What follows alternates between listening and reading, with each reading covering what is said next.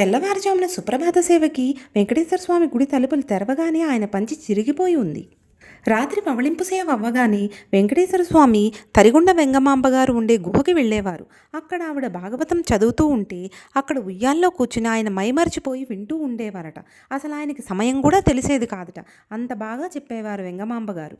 ఒక రోజున చాలా మంచి ఘట్టం జరుగుతోంది. అప్పుడు స్వామివారు సుప్రభాత వేళ అయిపోతోంది, ఇక నేను బయలుదేరుతాను వెంగమాంబ అని చెప్పి ఉయ్యాల్లోంచి లేచారు.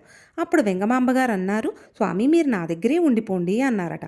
అప్పుడు స్వామి అన్నారు, వెంగమాంబ నీలాంటి భక్తులు చాలామంది ఉన్నారు, వాళ్ళని కూడా నేను చూడాలి కదా అని చెప్పి అన్నారట.